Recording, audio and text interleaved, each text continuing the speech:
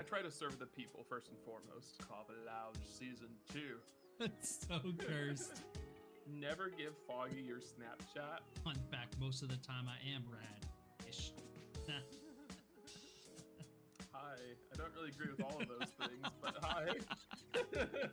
And I was just like, I've really been craving the hummus that you make. Morgan's extremely I'm so toxic. I walk past people and they die. I don't know what they can expect from us now. Like you had asked me that like 3 or 4 episodes ago. I was like, I don't know. You just have to wait and kind of see. I guess. I don't know. See? Fuck them. We like you said, we do what we want. Yeah. What's good, everybody? What's good? What's good? What's good? Oh my goodness! About that toxic thing I said. Oh, it still is my favorite part of the whole opener. Literally, I just walk by people and they just die. I'm so toxic. That's fucking toxic, bro. That's pretty damn. That's pretty goddamn toxic, brother. Oh my god. Oh my god. I forgot about that. Welcome, listeners one and all, once again to episode 2 of season 2 of Morgan and Foggy in the Coffee Lounge. I'm your host, Foggy LeBeau. As always with me is Mr. Morgan Coffee Bean. Hi. He's very animated today. He's always I'm feeling fucking good. And I'm so glad to be back and having a good time with my boy, with my best friend. So basically, if you've never seen this show, if you've never heard it on Spotify or YouTube, okay, this is how it goes. Me and my lifelong best friend, Morgan. Say hi, Morgan. Hi, Morgan. We talk about whatever it is that we want to talk about, and we do what we want. That's right. That's right. Mm-hmm. That's right. Yeah. And that's actually a good point. It is season 2 on episode 2, season 2 on September 2nd. That is actually pretty good. If only we'd done this on February 2nd, that would be even chef's kiss. Absolutely. It's my brother's birthday. Oh, wow. Have you ever forgotten somebody's birthday until the day of the birthday? Absolutely. Absolutely, yeah. I have. Absolutely, I have. I forget people's birthdays all the time. I'm really bad about it, actually. Yeah, I just get lost in my own little... I forget my own birthday. You know this. Mm-hmm. I just get lost in my own little world, you know? There's no excuse for it. I get lost in my own little world, and sometimes I don't remember. Listen, numbers rule the world. Like, there's so many numbers to keep track of. There's the date, there's the time, there's your bank account, there's your body count, there's all these things, yes. And then there's adding birthdays on top of that. No, then you have to remember then you have to remember the land coordinates where you buried certain, things. Mm-hmm. It's just exactly. There's a whole lot of geography and topography and choreography. And it says we sashay away from the coordinates. He's like, in 1, 2, 3. Sashay away. That's so stupid. Sashay away. Oh my gosh. Well, Morgan, let me tell you about what we're doing today. Tell me what we're doing today, please. We have a delightful little tier list we're gonna do, and it's kind of gonna be like a twofold thing. It's gonna be a tier list about horror villain icons. Can we survive? Right? Okay, but also I'm gonna be testing your horror movie knowledge because, well, it's fun. All right. So if you guys can see right back here, okay? You look, come on, bro. I got the big 4 right there. You know what it is already, okay? Mm-hmm. Look, I got the Haddonfield shirt on right now. I literally did not plan this, by the way. This literally is just the shirt that I picked out to wear today. This is just Foggy. Yeah, this really is just me. I'm a huge horror fan. That should come as no surprise considering I write horror stories. In fact, I got inspired to write one earlier today. I told Morgan about it. Yep, he was texting me about a very detailed description about this creature that he thought up, and I was suddenly like, oh, that's nice. That'd be a great thing to see in the middle of the night. Yeah, sure. Oh, on the ceiling. Yes. Yes. Great. Crawling all over the ceiling. It's going to be great. We love that for ourselves. Where? Yes, of course. It couldn't possibly just have a regular head. No. No. And not just one either. No. Okay. So that's what we're doing today is we are actually going to do a whole tier list basically based on survivability. I did not make this tier list. I want to be 100% crystal clear on that. It was actually made by a YouTuber named Cody Leach. So he literally just did a survivability for horror icon tier list. And there's some really good ones here, and I added a few more because, well, that's just me. That's what I like to do. So I just figured, you know what? This would be a really fun thing to do. It'd be a cool concept. And Morgan, I know you're not as big of a horror movie buff as I am. I'm not as much of a movie buff in general. Well, yeah, that's fair. That's fair. Like all these little squares and everything over here. Would you are all these guys from different movies? Yes. That's probably more movies than I have seen. And that's an exaggeration, but not by not by much. Yeah. But what would you rank your horror movie knowledge as? Would you say it's pretty decent or above average, fantastic? I would say I would probably put myself somewhere if it was a S rating is the highest and F rating is the lowest. I would probably put myself at a solid A. And the only reason I say that is because newer movies, I haven't really seen too many of them.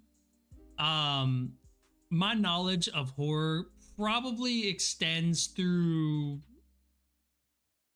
probably 2019, probably right before the COVID pandemic hit, is when I kind of stopped watching movies in general. But before that, I'm pretty damn knowledgeable about horror movies. I really like them. Even bad ones, I'm a huge fan of them. So, all of these for sure. All of these, yes, I've seen all of them. Some of them I haven't seen in probably 10, 15, maybe even 20 years, but I know all of these guys, so this will be interesting. Okay. This will be interesting for sure. Yeah, I'm looking forward to it. I am not much for horror in general, just because if there's anything to do with blood and gore or body horror or anything like that, I feel like I have a pretty strong stomach when it comes to most things, but especially if it's in real life. But for some reason, when it's on the screen, I get so nauseous. I think it's because it's so overdone, dramatized and everything, that they try to make it shocking and all this. Right. Well, shock value is a big thing, especially in today's horror culture. They go for shock more so than actual story a lot of the time, and that's kind of something that I don't really like too much. But I mean, I understand it, but at the same time, it's kind of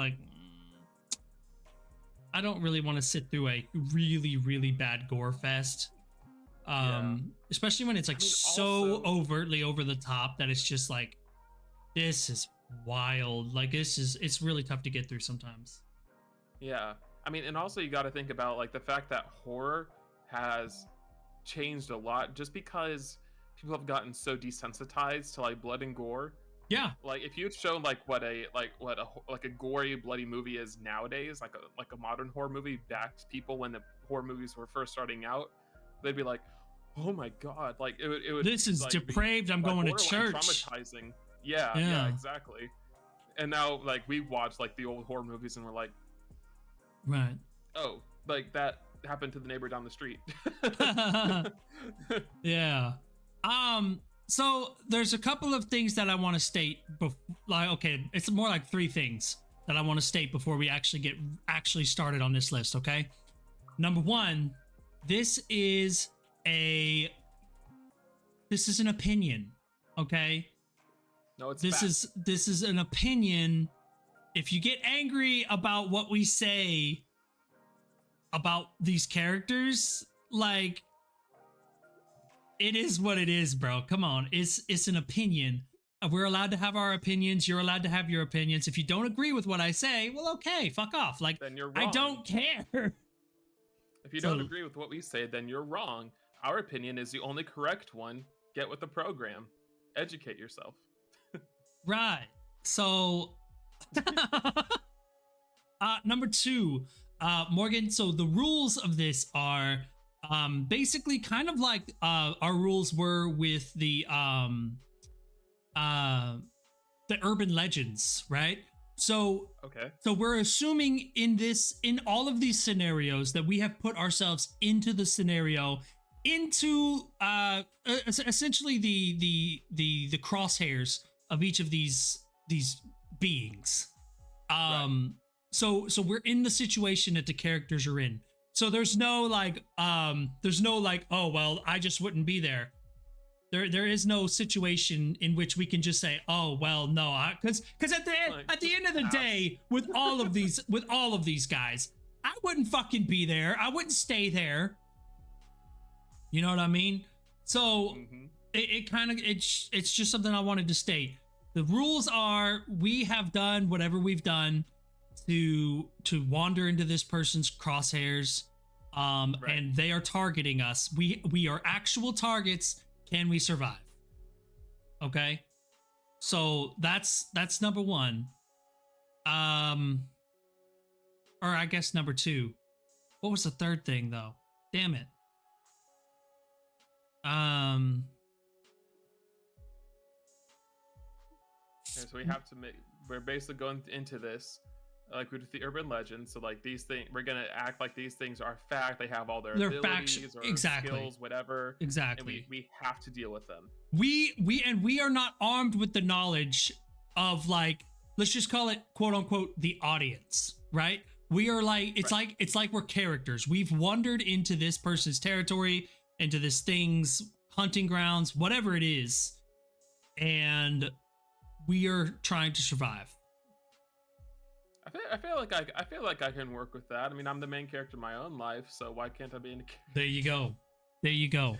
That's what I wanted to hear. That's what I wanted to hear. And of course, Morgan, not being a film buff as you are, I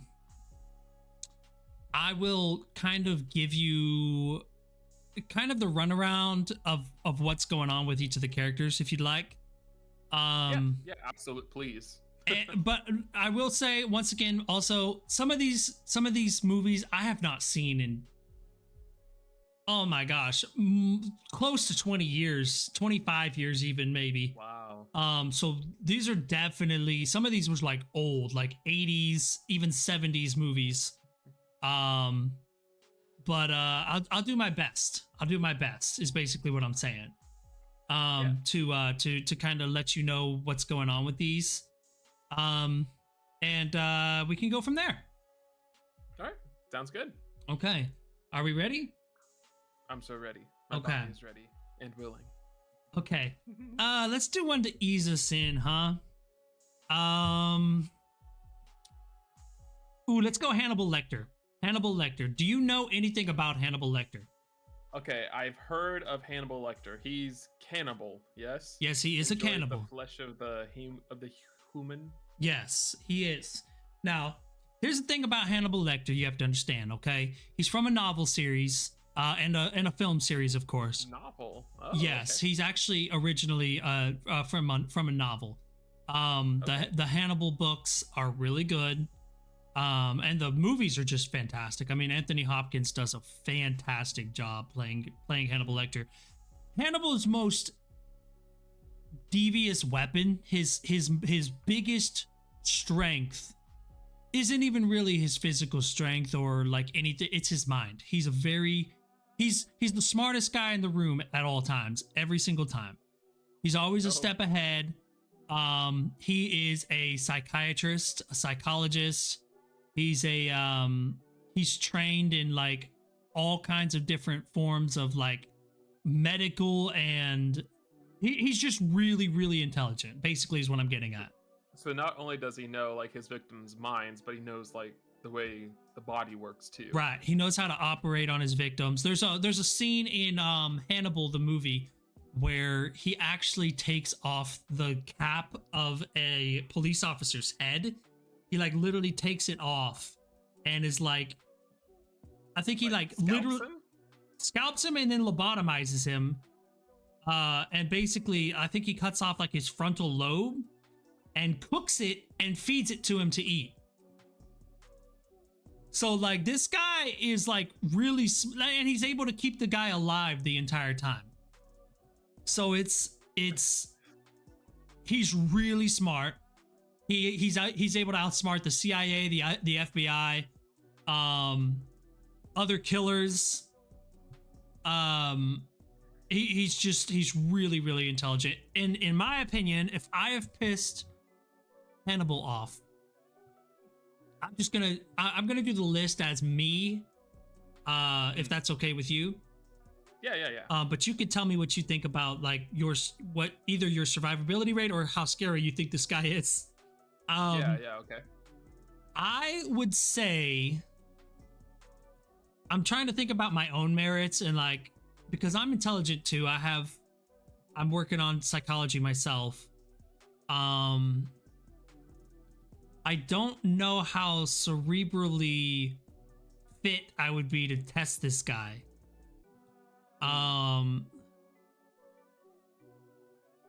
I'm gonna go ahead and say at the very least I'm getting maimed. I don't think that because one thing that Hannibal hates is being challenged. Like he really hates being like cerebrally challenged by other people. He knows he's smarter than you. He wants to prove that he's smarter than you, and if you try to prove why you're smarter than him, you're dead. Or at very least, he's torturing you. So he doesn't like mind games being played back on him. He's one of those I can dish it out, but I can't take it type fellas. Okay. So if he decides he's coming after you, does he normally kill his victims if he doesn't feel like he's been challenged? There's a lot of people in the movies that you can see he doesn't kill. He either horribly maims them or he does something to their mind. He fucks with them, fucks them up, makes them kill themselves, makes them like, he has a lot of kills under his belt, but he also does a lot of the time. It feels more like they're out of necessity. Like he's trying to escape, or like he doesn't have a choice but to do it because they're in his way.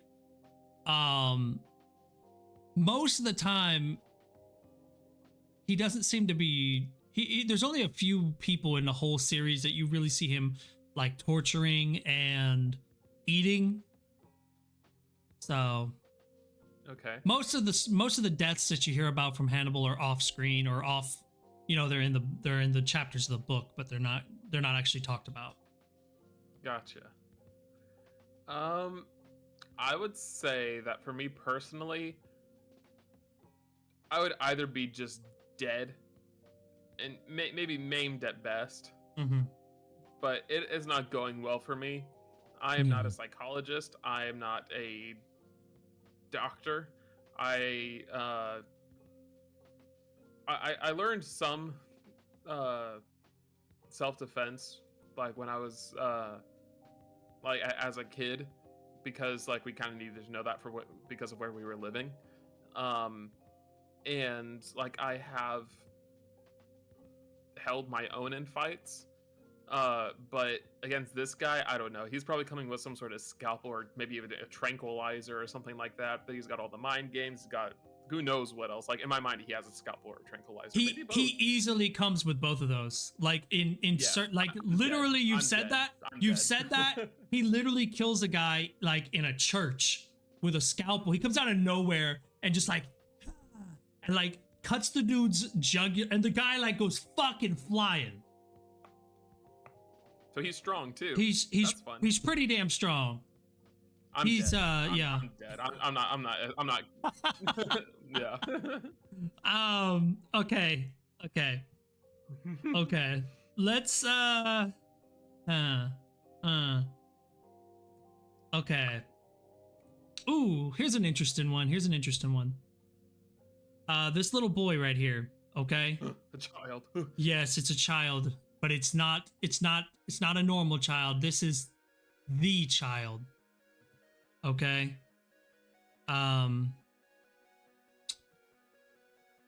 So the child that we're speaking of is none other than Damien from the why the hell did my brain just go blank? The Omen. Okay, I had to turn down the music a little bit, sorry. Let me go ahead and just skip this. I do not know that child or the movie. Okay, so the Omen, the Omen is, you know what, a better example. I don't really need to go over the movie itself. Damien is the Antichrist. Damien is Damien is basically yeah, I mean he's the Antichrist. Now the thing about Damien though, that's very interesting, at least in the first movie, right? He is not very he's not really a physical threat. Obviously, I mean being a child, but like it doesn't even seem like he's really aware. Like he is, but he's not in control of what happens to people around him. Okay. It's basically like he's like being protected. Yeah, exactly. He's like being protected by evil forces all around him at all times. And so basically it's like, and they protect him. So like when somebody's trying to wish him ill intent, like if they're trying to harm him or kidnap him or whatever it is, all of a sudden, you know, a blade falls from a third-story building and cuts you in half. Like it's literally just, yeah. I mean that's basically it. And it could be like you're just being mean to the kid. You know what I mean?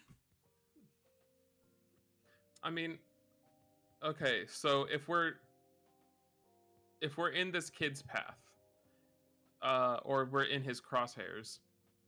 Mm-hmm. Now, I don't know. I mean, I feel like I'm gonna be dead against the Antichrist. There's not really much I can do. I'm just a guy. Yeah. Well, for me personally, and this is where I'm gonna put it, I'm gonna say that it could go either way. And here's the reason. Kill the Antichrist? No. I'm not saying that I can kill the Antichrist, but there's no reason for me to believe that this is anything more than a child unless I see something happen, or I see his powers actually on display. But they're not his own powers, so he's just a little boy. You know what I mean? So like when I see him, I'm not gonna think anything's up. I'm gonna treat him like I would treat any other kid. And I like kids. You know what I mean? So I'm nice to every kid that I see. Now does that mean that I'm gonna get away? That I'm gonna get away scot-free? Probably not. Eventually something will probably happen that will not allow me to, you know, go any further. See, I don't like kids, but I'll treat them. I'm not gonna treat them bad. I'm gonna treat them as if I like them. I mean, it's a kid. They're like they didn't do anything. They're a child. Yeah. I don't want to be around kids, but I don't like dislike children. Yeah. But if we're in his crosshairs, like if he's coming after us, could he do something? Oh yeah, probably.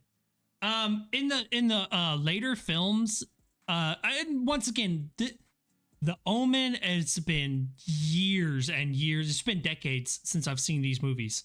But if I recall correctly, in the ones that follow, he's like more aware and able to make things happen. Okay. So I would say it's possible at this age. It could go either way. If he's a little bit older, it'll probably be worse. Probably more on the side of dead as fuck. Okay. But like when he's a little boy like this age, it could go either way. He might kill you, and he might just be friends with you. It could go either way. All right. Yeah. Okay. I'm in agreement with you on that then. Okay. Makes sense to me. Okay. Let's do a fun one. Let's do one that's a little bit more let's do a little bit more high profile, if you will. Okay. Annabelle doll. Annabelle. Now, I know you know a little bit about Annabelle. We've talked about Annabelle before on this on this podcast one, the real Annabelle. But have you seen any of the Annabelle movies? No, I haven't. Okay. Annabelle doesn't really do anything herself.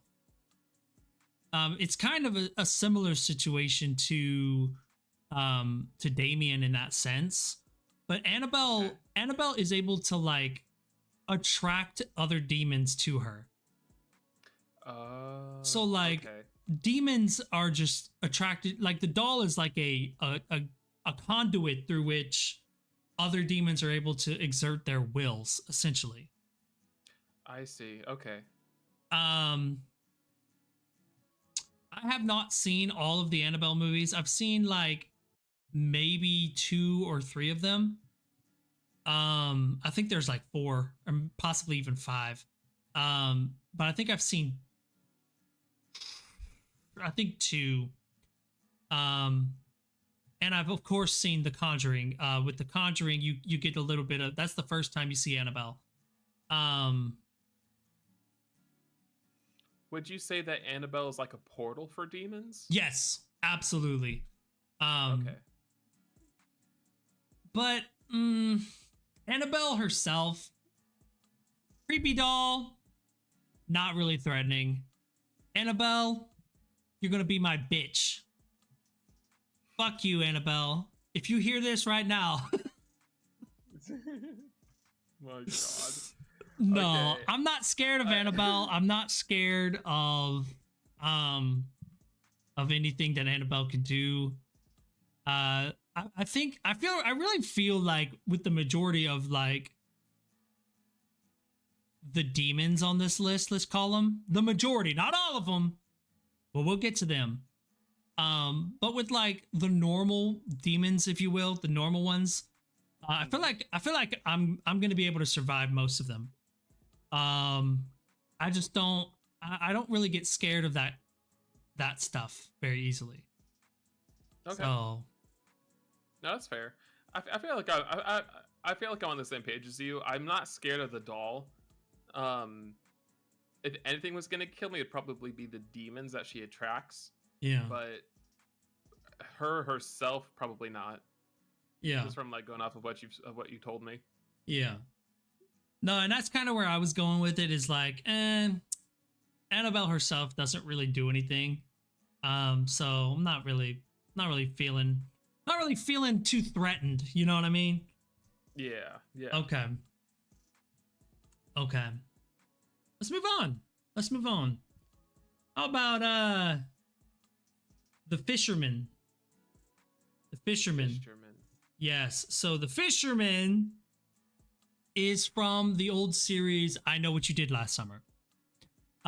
This is a fucking classic. Like the song? Huh? Like the song? The song? Yeah, there's like a line in a song that says like I know what you did last summer. Oh, I guess. The Fisherman. The Fisherman. As far as okay, so they made a couple of these movies. I don't remember. I don't remember if the Fisherman. I think the Fisherman is like an angry spirit. Excuse me. I don't remember exactly. Like I said, it's been years since I've watched it. I mean, he's got a big sharp like that. He's got a big sharp metal hook. Ooh, And he chases you around. All in all, like, and oh, you know what? This was the thing that I couldn't remember what I wanted to say. I also want to be 100% clear that I'm not shitting on these movies. I'm not shitting on the legacy of the movies. Like, some of these, they're going to be low on the list. For instance, Annabelle, right? Annabelle's low on the list. But that doesn't mean I dislike Annabelle, the character, or I dislike the Annabelle movies. I understand their legacy. I'm just talking about my specific situation, and do I think that I could survive in it? Yeah, just survivability and stuff. You know what I mean? But that's not me shitting on the legacy of these movies. I understand that some of these movies are iconic, and they're great movies. I love watching them. But that doesn't mean that some of the characters are not corny. One such example is the Fisherman, in my opinion. He's boring. Did you say horny? Oh, boring. Corny. I thought you said horny. I said corny. Corny. I think that the Fisherman is corny. I think he's not like scary. He's very generic. There's nothing really about him that scares me. I will say that the hook is certainly something to be wary of, because I mean it's a big giant, basically a meat hook. I'm gonna say we can make it though, Morgan. I think that we can. Yeah. I think that we can get away from the Fisherman. If we can't get away from him, we might be. If he is just a man, I feel like our chances are even better. If he's just a man, I want to put him in There My Bitch.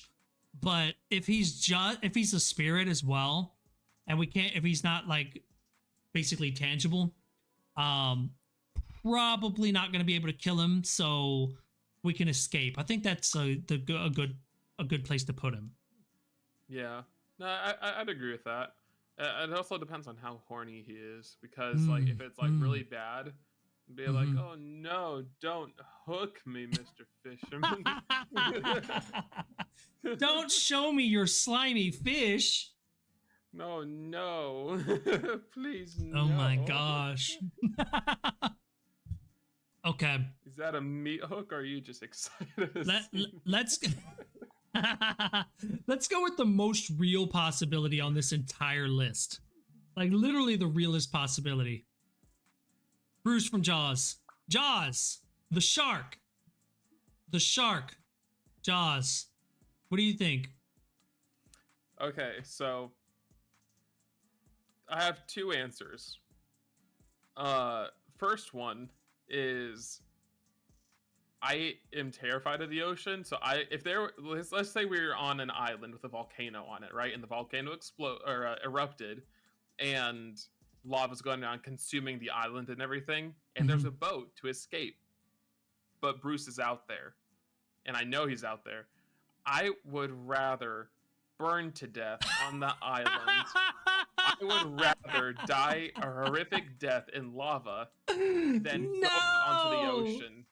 I'm not joking. No! Like, I hate the ocean. It terrifies me. Like it I can't tell you how much, like how nauseous and that's just the sinking feeling I get just thinking about going out on the ocean. But again, we're in this thing's path. Yes. So I've already died once. If I were to get out on the ocean, if the fear of being on the ocean doesn't kill me, I have dealt with sharks before, because again, of where I grew up, there were sharks all over the place and everything, and I have been in the water with sharks before. Most of the time they don't bother you, but this guy is a little bit angry.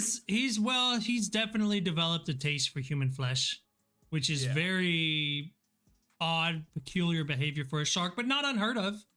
It's happened before. For me, it depends on how many victims have there been. If we're in the Jaws movie, right?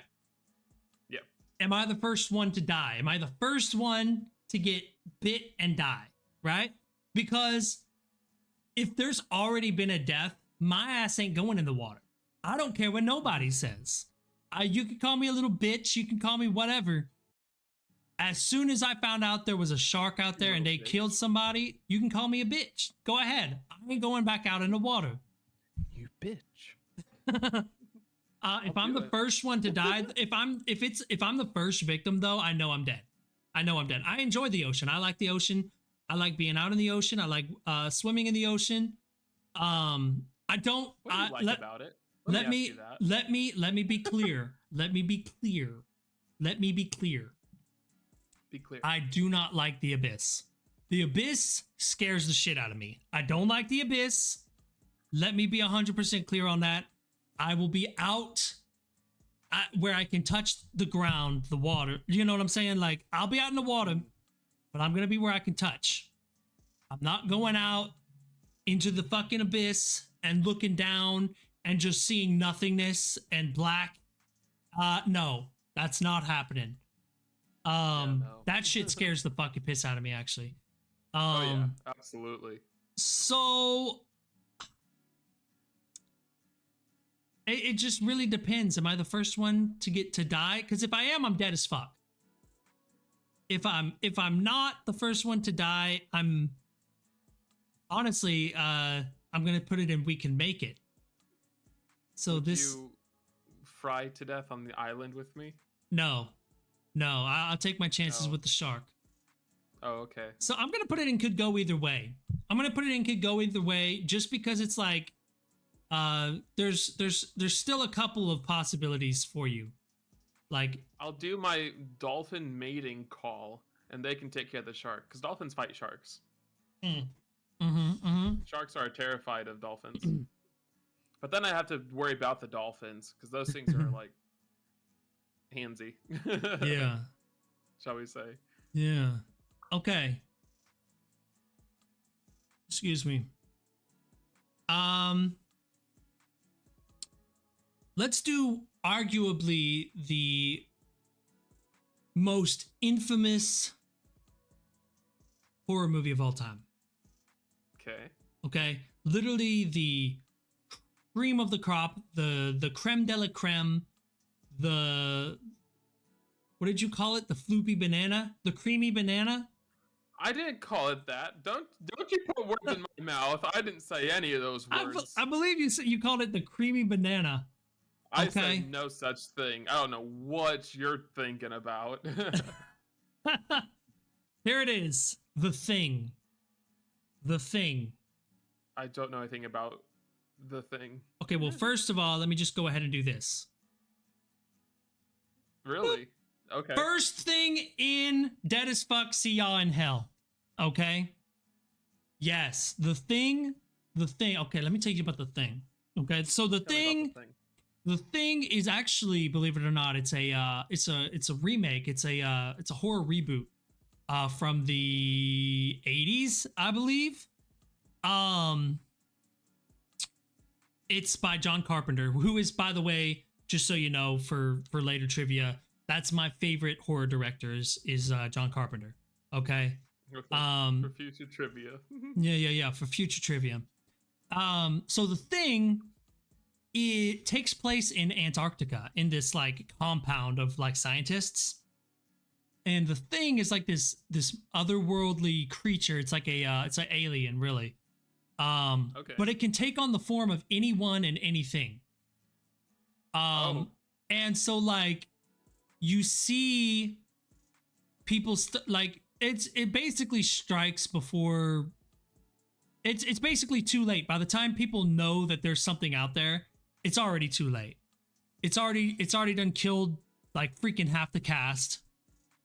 And then a very interesting detail that nobody really talks about The Thing is the paranoia behind it. You don't know who or what The Thing could be. The practical effects are fantastic. To this day, this movie still holds up. It's great. It's absolutely great. The Thing is just a fantastic movie. And the paranoia behind it all, like, is and like, mind you, The Thing can like imitate voices. It shapeshifts. Does it get memories of the person it's copying? I would assume so, yeah. Gotcha, so you couldn't have like a secret word to identify each other. No. And here's a crazy thing. There's like, you know what? Just in case you ever want to watch it, I don't want to spoil that for you. I just want the people in the chat, if you've seen the movie, I'm just gonna say this: the chest. If you guys know what I'm talking about, the chest. I'll just go ahead and say this. I probably won't watch it unless I'm forced to. I don't think I've ever gone out of my way to watch a movie somebody's recommended. I'll be like, I'll put it on the list. Put it on the list I'll never watch. Won't ever watch. Yeah. That's so fair. If it's the same with songs, like, oh, this is my favorite music artist, or this is my favorite movie, or this or that. I'm like, oh yeah, I'll have to check that out sometime. In the back of my head, I'm like, I'm never fucking checking that out. As soon as I walk away from this conversation, it's gone. I'm not gonna remember names, anything you told me about it. Yes. So unless I am forced to watch it, like if someone physically comes and says, sit down, we're watching this, and I'll still try to get out of it. I'll still be like, oh, but I have so much to do. It's like, no, you're watching this. Then I would watch it. That's fair. Okay. And that's not specifically with horror movies. That's just like with anything. That's totally fair. Okay, let's go. Does that right? I'm not just a bad person. No, you're totally not. Okay. Validate me. Let's go with Angela. So this is Angela. She is from Sleepaway Camp. Okay. A bad person? Impossible. Oh my goodness. So this is Angela from Sleepaway Camp. God, I haven't seen this movie in freaking 20 years. Yes. It's very, very, very, very, very, very weird and interesting at the same time. It's a weird movie. I didn't hate it though. But of course, like I said, I'm talking from the perspective of somebody who was 10 maybe when I watched it. I don't really have anything. She looks like someone who's smoked a lot of meth. Yeah. And it's like going, she's talking to you about it. Look, here's the thing, okay? If I was in this movie, look, I'm about to do this. Angela's gonna be my bitch. Because let me tell you something, okay? I am not gonna fall for her weird behavior. She is clearly deranged, and it's easy to see, it's easy to spot in the movie. If you have any common sense whatsoever, you'll know that Angela is one, the killer. If you don't know she's the killer, you know there's something wrong with her, and you're not going to turn your back to her. You're too white for this world, basically. Yes. You are dumb as shit, and you need to be put down. Angela's the perfect one to do it. You need to be put down. She is what's it called? Culling the herd, clearing the what is it called? Survival of the fittest. Yeah, basically. She is nature's executioner. Pruning the vines, if you will. Yes. Okay. Let's go Jigsaw. Jigsaw from the Saw movies. So, have you seen anything about, not the movies themselves, but have you seen anything about Jigsaw? What Jigsaw does, what he's about, like what this guy does? The only thing I know is that it's very gory and you get put into situations where you basically have to wind up ripping your body apart to accomplish some sort of task. Mm-hmm.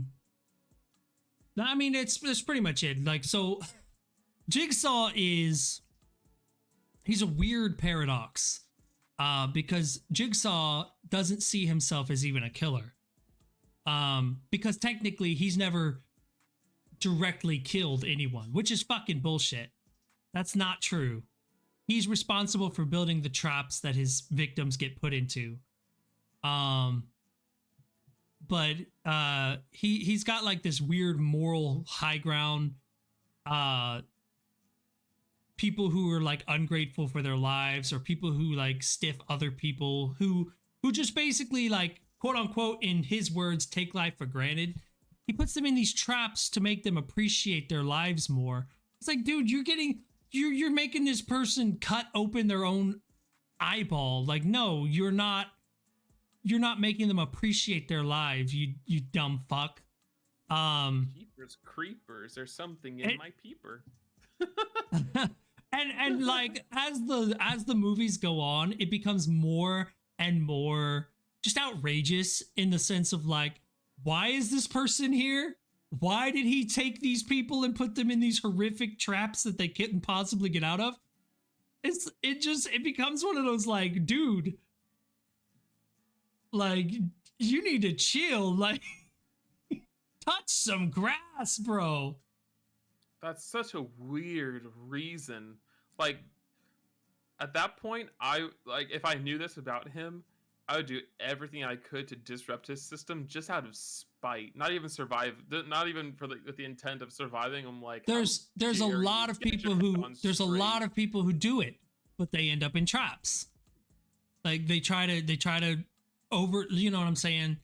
They try to get him out of there, basically, yeah. And they end up in traps too. And some of the traps are literally inescapable. They don't make any sense on how they could ever hope to escape out of them. If I was put into a Jigsaw trap, I don't want to say 100% that I'm completely dead as fuck, because not all the traps, it would depend on what I did, you know what I mean? Yeah. Maimed? I would say maimed, at least maimed. I don't think that I'm gonna get away scot-free from Jigsaw. Right. So we're assuming that we are in the trap, not dealing with the actual person behind the trap? Because the person himself doesn't do anything. Like, he sends his people out to kidnap people. Chloroform them, whatever he's got to do to kidnap them and put them in traps. Gotcha.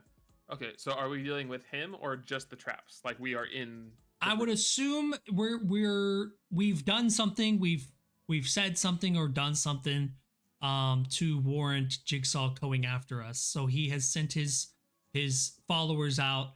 They have drugged us and they have put us in a trap. Gotcha.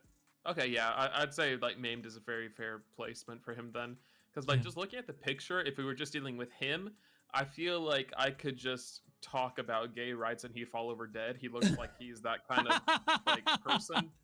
He kind of looks like a leader of a certain group, doesn't he? Yeah, he looks like the type of people I grew up around. So I feel like that wouldn't be an issue, but if we're in the room already, I'd say I'm probably dead. I love Tobin Bell as an actor, though. Dude is an absolute fantastic actor. The best part of the movies, to be honest. But yeah, and I think maimed is probably the best place to put him. Let's go something a little bit more fun, shall we? Gremlins. Have you ever seen Gremlins? I have seen that one, actually. Gremlins is such a good movie. I love that. Christmas movie. It is a Christmas movie. It's a great movie. Is it a Christmas movie? It is a Christmas movie. Really? Yeah. It takes place during Christmas. Isn't there a part where like the mom or whatever is just like going ham with a knife on one of them, and then she shoves one in the microwave and blows it up, and then it's like it doesn't hold back. No, it's pretty gruesome. for a PG-13 movie. Man, that was a different time. I tell you what. Oh, I'll tell you what. But for the most part, the Gremlins don't really seem to have a very high kill count. They seem to be much more annoyances. But the stuff that they do is very curiosity based, it seems, in my opinion. I think we can make it. I'm not gonna sit here and say the Gremlins would be our bitch, because they are. I mean, they can be dangerous. You know what I mean? There's numbers and all that also you have to deal with. To be considered, yeah. I feel like if they're just like out of like functioning mainly out of curiosity, then they kind of remind me of just like chihuahuas with thumbs. So I'd say we could. I'd say we could make it. Chihuahuas with thumbs. Oh my gosh. Okay. Stuff, you know. Okay. Here we go. Norman Bates, owner of the Bates Motel. Norman Bates. So I'm assuming you probably haven't seen this one, but most people know who Norman Bates is. He is the he's the antagonist of the Bates, the Bates Motel. Psycho, the movie Psycho. I think it came out in 1960. This is an Alfred Hitchcock movie. Excuse me, probably his most famous movie. Okay. Fantastic movie. Another one comes out in the 90s. That was a remake. It was literally a shot-for-shot remake with Vince Vaughn.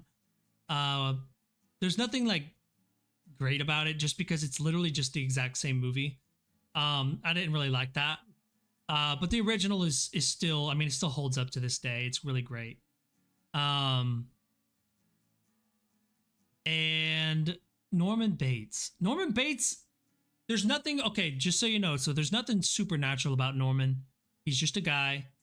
He's pretty small, frail, kind of weak guy too. Okay. But his thing is he has the element of surprise most of the time. You know, he has like peepholes in the walls where he can like look at the people staying in his motel. So literally, in this context, we have stopped in for the night at the Bates Motel, and me and you are on our way to a con to promote Morgan and Foggy in a Coffee Lounge as the biggest leisure podcast on Spotify. Okay. Absolutely. Yeah. We've stopped in because obviously we already are. That's truth. We've stopped in at the Bates Motel for a nice little thing. You know what I'm saying? Like a nice little time to just chill. You know what I'm saying? Yeah. And we are now in old Norman's crosshairs. For me, sorry, buddy, you are getting bitch slapped in the next week. If you think for a second you about to come at me with a knife and actually catch me by surprise, and all I'm gonna do is, oh no, please, you got another thing coming. You are outside your damn mind. I'm about to fuck this dude up. Okay, so that is actually one of my biggest, one of the biggest things in horror movies that absolutely drives me up the wall is they'll always show the person getting attacked, and it's always a woman who's in this really tiny mini skirt, so you can see right up it, and she's always blonde or has long hair, very pretty and all this. But someone starts coming at her, and she falls onto her back and on her elbows, and she doesn't get up. Wiggles. She's like, oh no, let me just. She just kind of shimmies backwards on her elbows, while she's just screaming and that stuff, not doing anything to protect herself. Yeah. She deserves it. She deserves it. Get another person in there, put her in Jigsaw. It's like, no, if you're gonna be attacked, do something about it. Don't just like use your elbows like they're freaking stilts. Yeah. You deserve it. If that's your reaction to like an intruder or something, there's no pity in me for you. Yeah. Norman Bates is a small guy. I'm about to bust his ass. I'm about to bust his ass. Yes, I'd like to think that I would also. Agreed. I think you could take him. All right. Ooh. Okay, right here. To do her girl? Who is her girl? Oh, I got it. I'll get it. I'll do the next one right after this one. Okay, right here. This is Annie Wilkes. Now, she is the main antagonist from Misery, which is a story by Stephen King. Okay? Okay. So, basically, the story of Misery goes like this, okay? She is... Okay, so there's this guy. He wakes up in a bed. He was in a car accident. And it's a really bad car wreck. Like, dude is absolutely jacked the fuck up. Right? And also, I believe he also has amnesia. Okay. Well, enter Annie Wilkes. Annie, it turns out, and the guy, by the way, I should have said this before, is a famous writer. Okay. And Annie turns out to be a super fan who has kidnapped him and is nursing him back to health. But it soon becomes apparent that she is not ever going to let him go. Stalker. Okay. Oh, Stalker does not. Stalker plus. Full-blown Stalker does not even begin to. It's mind-boggling. It's a very claustrophobic film that takes place pretty much. Most of the film takes place in this tiny little bedroom. And he is bedridden, obviously, because he's been in a horrible car accident, and she nurses him back to health, kind of. But every time he tries to escape, whether she knocks her out or drugs her or whatever, she always gets him back. And at one point, she actually puts a board in between his legs and uses a hammer to cave in his ankles so that he can't get away. I literally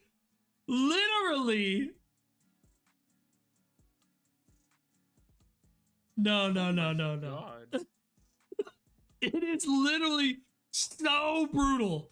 It's so brutal. And for that time period, there was oh my god. Oh. No, Annie is a bitch. And if I could kill her, I would. But if we are in that scenario, we've been injured, and she's look, I'm gonna just do it. There you go.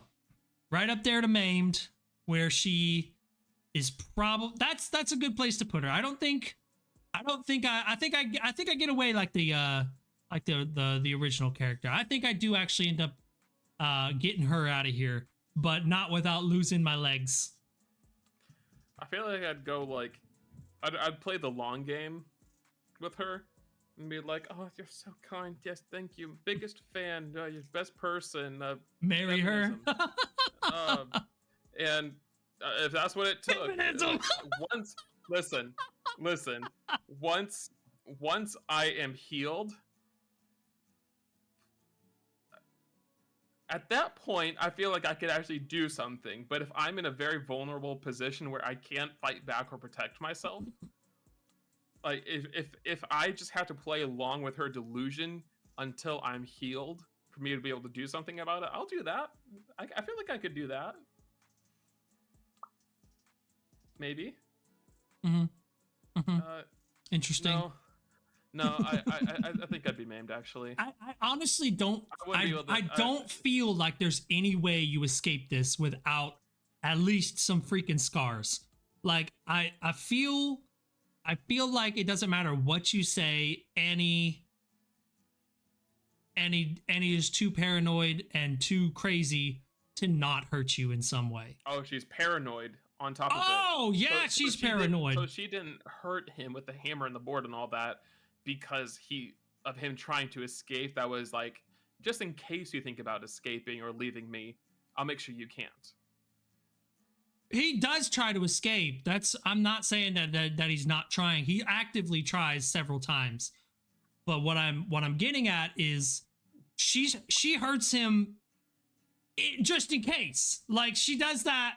Gotcha. It's really bad. It's really bad. Yeah, I'd be maimed. Yeah, I'd be maimed in that case. It's really bad. It's really bad.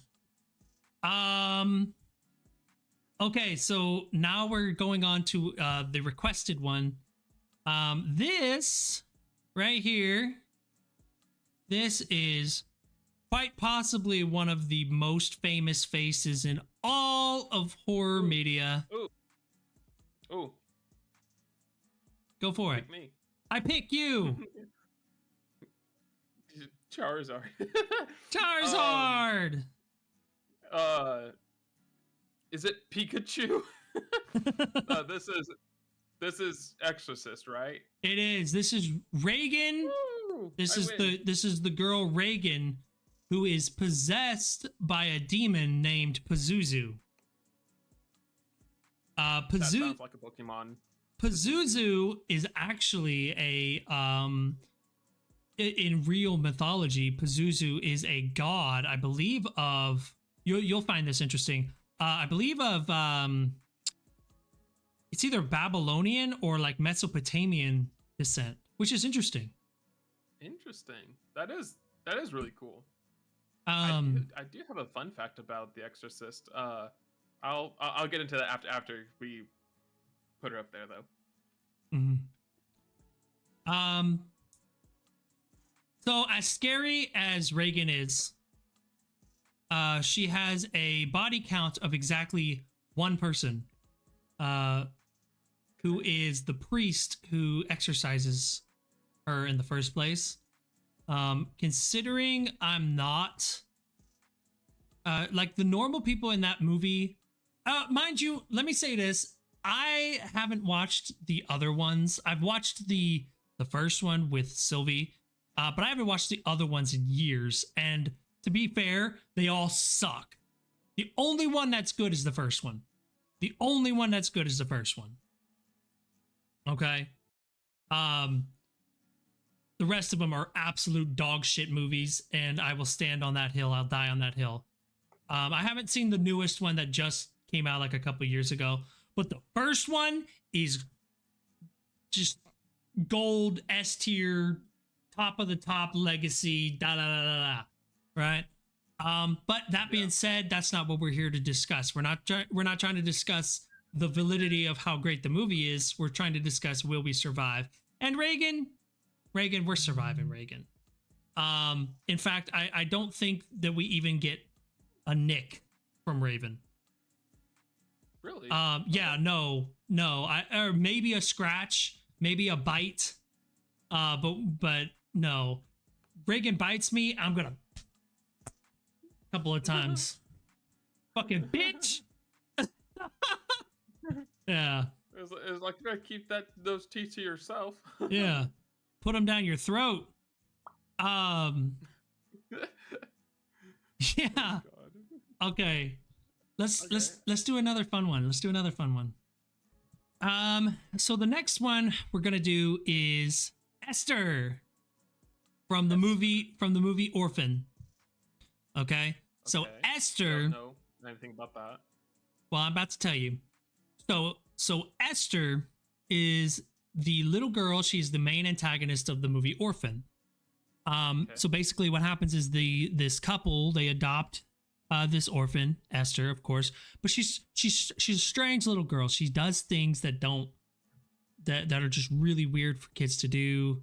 And you know, she's kind of vindictive, a little bit manipulative, kind of evil. She's just a little shit, a little hellion, if you will. Well, Okay.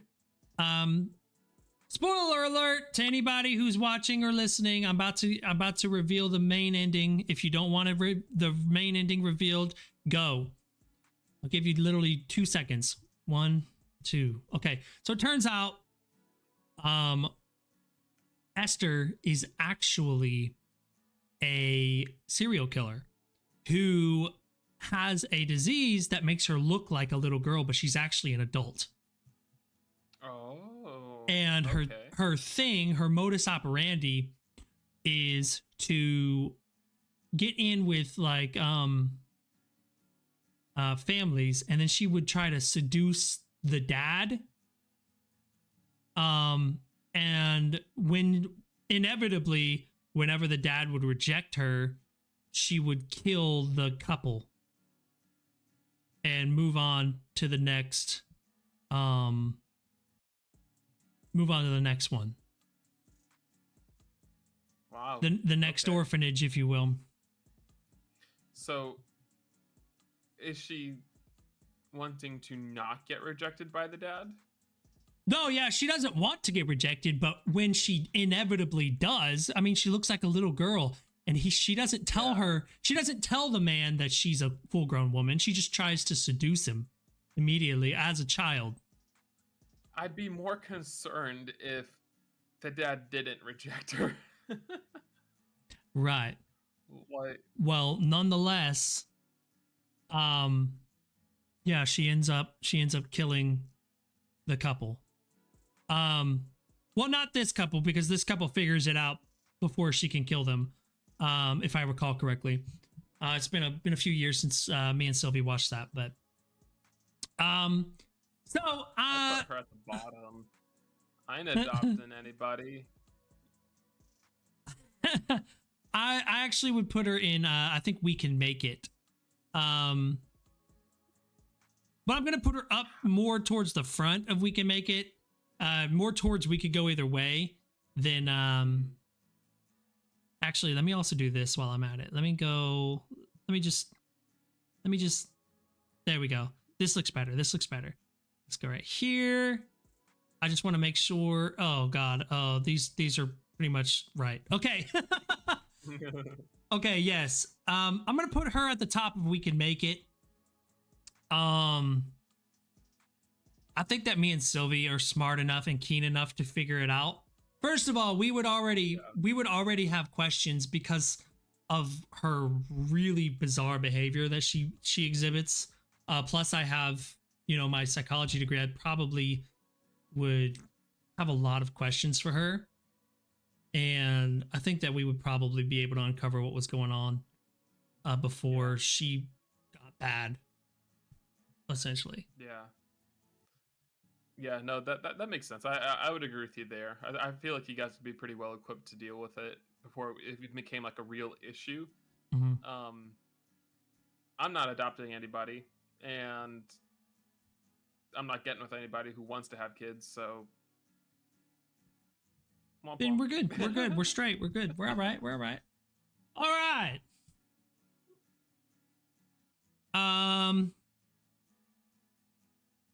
Excuse me. You know what? Let's go ahead and get this one out of the way real quick. Bathsheba. This is Bathsheba. She is... No, her name is Bathsheba Sherman, I think, is her last name.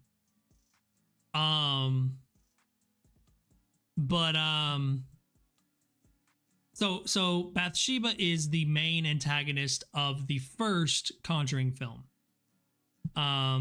She's a demon. She's also a witch. She was killed during the, don't quote me on this, I believe the Salem era. Or like she was born during the Salem era and died afterwards. But so basically a little bit of the lore, a little bit of backstory. Bathsheba is caught by her husband sacrificing their child to Satan, their baby. And before she can be like caught, she goes out to the family's front yard and hangs herself from a tree. But before she dies, she curses the land and basically puts a curse on anybody who would dare to try to take her land. Like a focus situation. Sort of. But she ends up coming back as a demon, possesses the mom of the, I can't remember the name of the family, that moves into a farmhouse that was built on her land.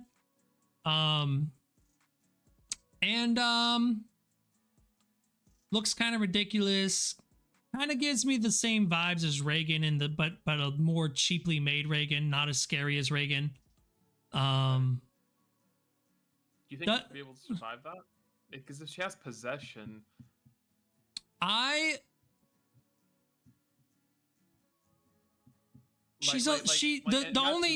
only thing is, okay, so Bathsheba doesn't have a kill count at all, as far as I remember. She doesn't actually kill anybody in the movie. If I remember correct, I could be wrong. But it's been a few years since I've seen The Conjuring 2, but I'm pretty sure she doesn't kill anybody. But she attempts to, like with a knife. So with that logic in mind, I can't put her in there, my bitch, because she actually attempts.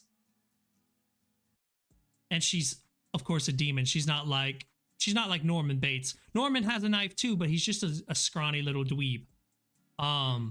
Whereas Bathsheba is actually a full-blown demon. She might have other abilities besides possession too. Right. But also with the possession, like imagine you and Syl are home and Bathsheba possesses Syl. See, like, that's... You're not just dealing with her, you have to deal with her without hurting Syl also. Yes, and see, that's a big thing. Is like, I don't know how I would handle that. That would be, like, really scary, I know Sylvie. Sylvie would probably just tell me to go ahead and offer.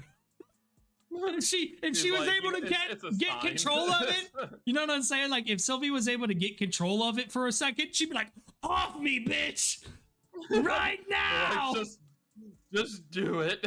Yes, she really would. I know her. That's how she would be. It's actually kind of funny. Yeah. I'm gonna say I don't want to put her in there, my bitch, but I don't think I can justify putting her any higher than we can make it. How do you get her out of somebody? Exorcism. Did they figure that out? Normal exorcism. Okay. Nothing crazy. Gotcha. Normal exorcism. We could do that then. Yeah. I'd say that's manageable. Yeah. Easy peasy. Okay. Moving on. Let's do one I think that you know. Okay. I don't know that you've seen any of the movies, but I know we've talked about them before. Alien. The xenomorph from Aliens. Alien versus Predator. Okay, so you know how they work. You know how the aliens work. What do you think? We're in a hive. We've stumbled across a hive, and a big We're dead. I don't even think so incredibly dead. There's no chance. Those things are way too fast, dangerous. Every part of them is a weapon, including their tongue. Not just that. No. Even go further, a step further than that. Say we get the jump on one, and we shoot it, and blood splatters all over us. You still get collateral damage. Yeah. And let's say they incapacitate you. They don't want to kill you. There's one to use you for breeding purposes. Mm-hmm. Face hugger. You're still dead. And it's a more painful, more traumatizing, more awful way to go, in my opinion. Like, just kill me. Absolutely. No. Absolutely. Like, I'm so incredibly dead. It's not even funny. You know what? Like, in that spirit, let's just go with the next one. Predator. Where are we putting Predator? We're dead too, or even more dead. Those things kill how many aliens? I think you're right. I don't see us surviving No, the bump Predator. Bump that up. We're like, those things kill aliens and all that stuff. Like, Mm-mm. we're extra dead. Like, those things took out how many aliens? Don't get me wrong. Don't get me wrong. I'm not saying that I could beat the Predator. In fact, quite the opposite. The thing about the Predator movies that you have to understand the context of the Predator movies, right? Mm-hmm. You cannot beat the Predator with raw physical strength. You can't do it. The Predator, the reason it's called the Predator, I know they're called Yautja, but the reason why it's called Predator is because they're the top. They're the top dog. They're the apex. There's nothing about them. There's nothing about them that you can overpower. Right. In fact, the majority of the time, when it comes to the Predator, the only way to beat them is by using your smarts, using your wits. It's not, you're not going to overcome them by sheer force. So I don't feel like with any what like if they took off their mask and did the whole like because they have the little mandibles like, that they expand, and they expand. It shows like the webbing. I feel like if they just did that, I'd go like, ooh, yeah, you just killed me. I don't want to see that. Yeah. No, I agree.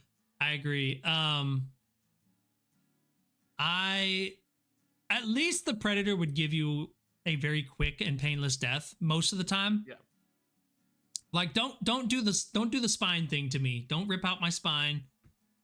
Just put the 3 dots on my head. Blow me up with the little cannon. No need to be extra about it. There's no need for spine rippage. No. Shoot me or whatever. You got the they have the cloaking technology so they can turn invisible. You don't even have to see it coming. It could be quick. Yeah, absolutely. All right, this next one I feel like is going to be some very funny conversation, because I don't even think you've seen the movies, but just judging based upon the context clues of what they are, I think you're going to say some really funny shit. Let's go right here. Right here. The Children of the Corn. The Children of the Corn. Okay. I have not seen these movies. Okay. Here, I'm gonna go ahead and put them where they belong. Okay. The little bitches of the corn. Let me tell you something. If you want to walk up to me with a hoe and you want to start trying to, you know what I'm saying? I'm gonna all fucking day. Throwing bows at all these fucking kids, dude. There's nothing special about them. Morgan, these are just kids. They're just evil little shits. That's all they are. Crazy little cultist kids. Okay? Yeah. I'll show them what a real backhand looks like. It's like, listen, I'm gonna show you what I learned from my dad. I'm gonna show you like I inherited this backhand from Papa Tears. Now listen. The youngling Slayer 9000 could never. Let me tell you something. Young Slayer 9000. Oh no, I'm telling you, it would look like a massacre. No, look, the only time that the Children of the Corn are dangerous is in great numbers. Obviously, there's a reason. Obviously, great numbers, but no. Isaac can get these hands. Okay, he's like one of the main threats. He's like one of the leaders. No, they can all. I don't think I've ever met a good Isaac. Nope, never. Okay. Yeah, no, they're dead. They are all my bitches. I feel like my battle cry while going after them, because like I would make it a point to make sure they were the ones running, and I'd be chasing these kids and like like you're not getting away. But I feel like I'd just be screaming like the best part you dribbled down your mom's thigh or whatever. like come here, let me fix what nature intended. Okay. How about this? How about this one? The Killer Clowns from Outer Space. Have you ever seen anything about this? No. Killer Clowns from Outer Space. Okay, so this was an 80s movie, I think. Just a fantastic ride. I loved this movie when I was a kid. Very, very cartoony, very like the clowns, as you can see, are like very almost kind of Muppety in their appearance, or like ventriloquist dummy looking. Right. They look like mascots. But they're exactly what you think they are. They're killer clowns from outer space. And the way they kill people is by a couple of different ways. They have like this gun that turns them into popcorn. They also have a cotton candy gun that like wraps them in cotton candy. And then like there's like this scene where one of them walks through and sticks a big giant swirly straw into one of the cocoons of cotton candy and sucks the blood out of the people that are in there. They like turn people into puppets where they can communicate with them with other humans by using the dead person as a puppet, which was kind of scary when I was a kid, but it looks absolutely hilariously silly now. Oh man, there's a video game that came out, I think, of it. I have not played the video game, but I've heard some stuff about it.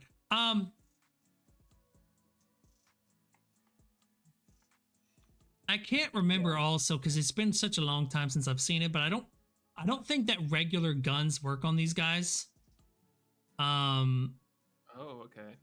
So usually the best way is probably just to get out of their way. If we are in the town that they get into, or that they land in rather, this one's hard. Do they go after like anybody specific, or are they just going on a rampage killing whoever? No, they're basically stocking up for the road. It's like they're stopping in for a snack.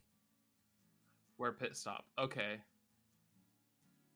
Well, but, if we're in their line of sight, like, because like going off of what you said at the beginning of this, we have to assume that we are in these guys' path. Yeah. I feel like if we're going against them,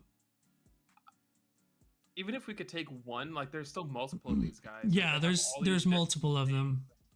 Mm-hmm. I don't really see us getting out of, like, I don't see myself getting out of this anyways. I feel like I would very likely be dead.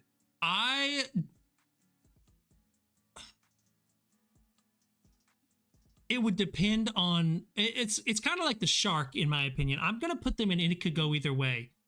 And the reason being is because I feel like it would depend on how many people have they got before me. Because if I have actually seen them tank a bullet and keep going, I'm going to be like, okay, so no, don't try to confront them. These guys are really a threat. Right. Let's just evade and survive. You know what I'm saying? Evasion tactics. Get out of town for the night or something. Yeah, evasion tactics. I'm gonna say it could go either way. It depends on the situation. I guess that's a really good point, actually, though. Like, yeah, because like if I knew that bullets did not work against them. Okay, here's a question: do you think that if they were coming after us, and we tried shooting them, but obviously no effect, and then we tried we jumped in the car and drove away, would they chase you? Do you think they would still come after you, or do you think they'd just go on to the next person? I think it would depend on how many people are out and about at the time. But like I said, I mean, I haven't seen the movie in probably 15 years. Gotcha. Maybe even more, probably more like 20 years. Gotcha. But I think like it would depend on if somebody else ran across their path. Yeah, I think you have the right idea. I think it could go either way, because there's a few things that would determine it. Because if they're not after you specifically, then we might be able to get away, but also might not. It just kind of depends on how lucky we are, I feel. Yeah, agreed. What's Wow. your survivability against me? Huh? I was asking, it was like, what's your survivability against me? Because I was like huge on the screen. Giving myself a you know what? Could go either way. Swear. I'm gonna put you right below the Antichrist. Right below the Antichrist. There are people who thought I was the Antichrist. Oh. Mainly the ones in my family in church and stuff. Okay, I understand. Like he's possessed. Conspiracy theory, maybe? Gay. Antichrist. Oh my gosh. Born in Christian family, must be. This is literally the longest episode we've ever done. And I'm so sorry for that, guys, but I had a great time. Whoa, I'm gonna 3 hours. I know. I'm going to stop the recording here. But thank you guys so much for being here with us. I really appreciate you guys. I know Morgan does too. If you liked what you heard, go ahead and leave a like, leave a follow, leave a subscribe, whatever the thing is, and we would really appreciate it. We do now have a Discord for the Coffee Lounge. If you guys want to be a part of that, let us know. And of course, follow us on all that their social media. You can follow me everywhere that you can find Foggy LeBeau at Foggy LeBeau. You can find Mr. Morgan everywhere that you can find Morgan_Coffee Bean or Morgan_Bean Bean. And we hope to see you guys in the next one. Anything else to add, Morgan? Absolutely. I think you pretty much did it. Yeah, thanks for listening. Thanks for your patience. I mean, we could potentially split it up into like a 2-parter. I guess we could, yeah. We could do that. Either way, this was definitely a lot of fun. I didn't know anything about like 90% of these creatures / people. So that was I had a lot of fun. Absolutely. No, I think I will do that then. I think that's a great idea. We'll go ahead and split this into part 1 and part 2 because it's just about 3 hours long, so hour and a half per episode works out for me. Yeah. Well, anyways, we will see you guys in the next one. Peace out. Later, guys. Bye. Bye.